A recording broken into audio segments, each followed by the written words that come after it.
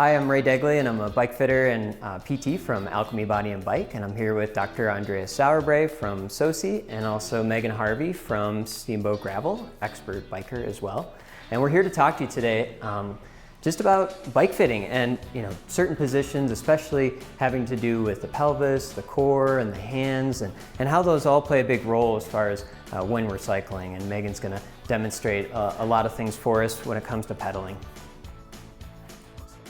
So I think, not to open Pandora's box, but I would say that I want to focus a little bit on shoulder and neck pain and what are some of the things that might lead to that. And all really comes back to the pelvis and the core. So as strange as that may seem, it really comes down to pelvic positioning, because the position of the pelvis is going to align the spine. And so if you drop back onto your hips and go back, put your pelvis back, yep, roll back, sorry, just like that. That's going to put the spine in a more vertical position, and if we look at our whole spine model here, it's going to require that your upper body bend further to get to the bars. And that is going to put more strain across your thoracic spine, which is going to cause you to extend your neck more to be able to look down the road. We don't want that. That is not what we want. We really want to see the pelvis in either a more neutral position or even slightly canted forward. And to be able to do that, so Megan's going to do those two positions for us, and we can call them cat and cow. So if you start with cat, so you're kind of pelvis back and rolling your back, right? Yeah. And then rolling your pelvis forward and extending your back. Exactly. So those would be the two extremes of the position. So if you go back to your most extended position, pelvis forward, extended, so you can see her pelvis is extremely rolled forward, but now her spine is virtually upright. And that allows her head to be in line with her thoracic spine and puts a lot less stress on her neck and her shoulders. Consequently, assuming that the bike fit is correct, her core is engaged to be able to hold this position, and there's less pressure on her hands and wrists. But most importantly, really less stress through this cervical thoracic area. And I think that would be the main point I would make today.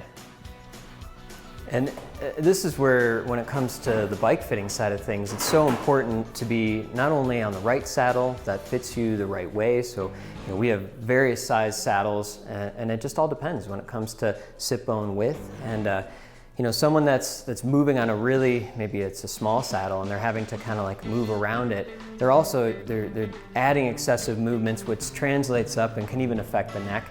A saddle that's also maybe tilted up or tilted down too much can affect the way that you're sitting too. So even though you may naturally want to be in this neutral position, but because the saddle maybe is tilted up, you are tilted back just naturally.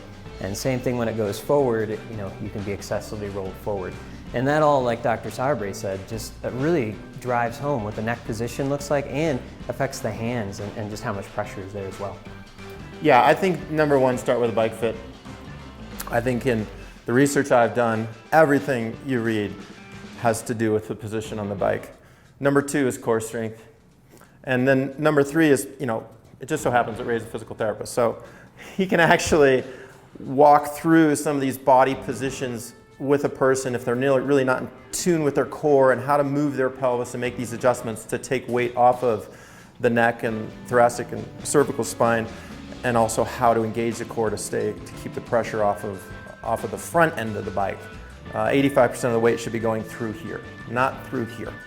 And so the bike fit and the core strength are very important, but also important to understand mechanically why things are happening. If you have pain off the bike, if you have numbness off the bike that's happening despite riding, you should have it evaluated, and we're happy to do that for you. If it's happening on the bike, then it's probably functional or positional or mechanical, something related to your riding, and that should be addressed by looking to a bike fitter such as Ray. I'm Patrick Johnston. I'm the hand and elbow surgeon at Steamboat Orthopedic and Spine Institute. I'm excited to be here today with Ray, and we're going to talk about bike fit and how it relates to common hand complaints on the bike. So Megan here is riding, or was riding for us, And we're talking to Megan about her bike fit today and a little bit about some of the common complaints that can happen from riding a bike. And one of them is if your core can be too weak, you're maybe putting too much pressure on your hands. And so Ray and I, we were just talking about this.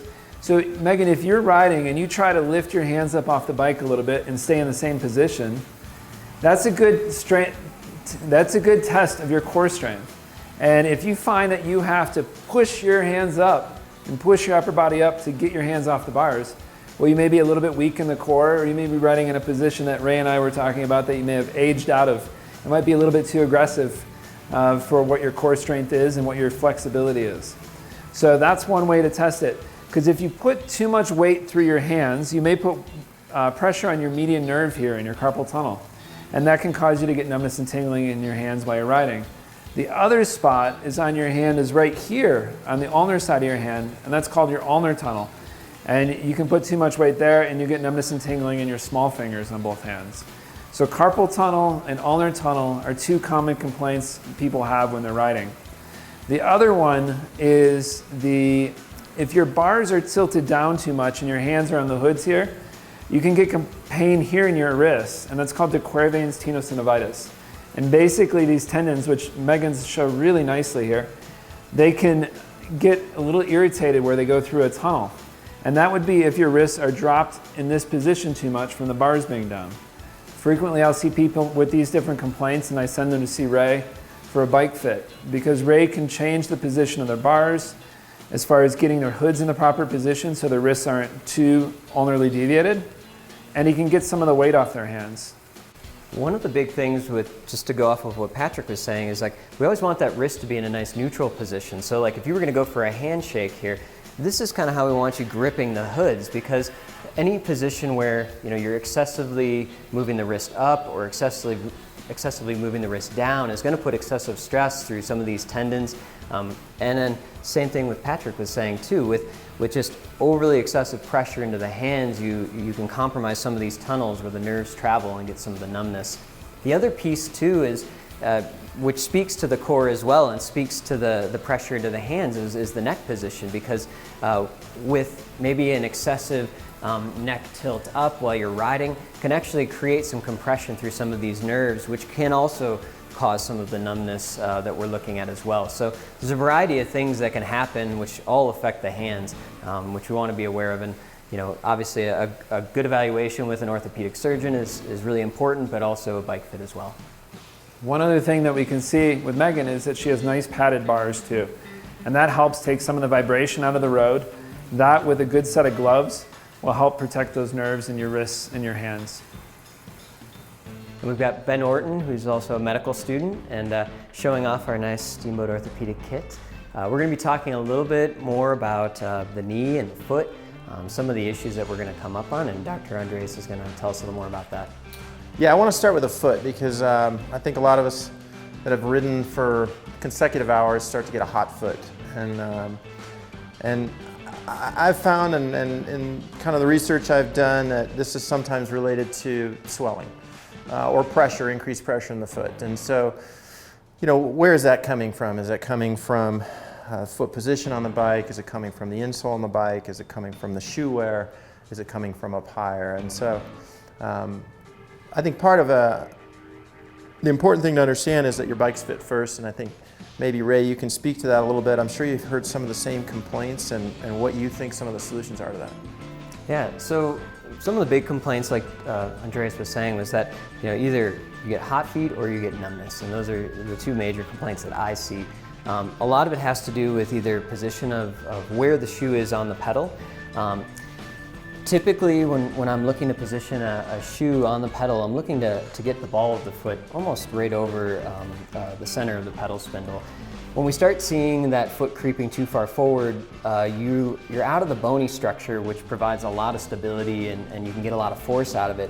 When the foot migrates forward, you start getting into the soft tissues of the foot, and that can affect some of the nerves, so that can lead to some of the numbness. The other thing with the heat or the swelling of the foot is a lot of the shoes now are they're made so narrow, and it's not necessarily entirely natural the way that our foot fits in them. So even pressure around the foot, because as you're pedaling for longer periods of time, your foot's going to naturally expand a little bit. So giving that pressure and offering some good suggestions on some shoes that maybe offer a little wider toe box are really nice.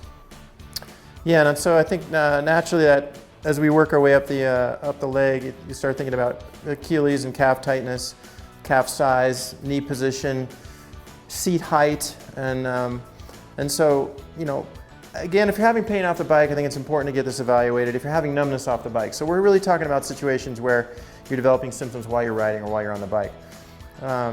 So that being said, if we start talking a little bit more about hindfoot tightness, Achilles tendon tightness, calf tightness, quad tightness, hamstring tightness, pelvic position, seat height, how do you unpackage that when you're looking at a rider and they're coming to you maybe with some lower extremity complaints? Where do you start? So we always start with a body evaluation, because we want to make sure that we're not running into anything that's going to really surprise us off, from on the bike versus off the bike. So we always take a look at that and, evaluate knee, ankle mobility, hip mobility, even spine too.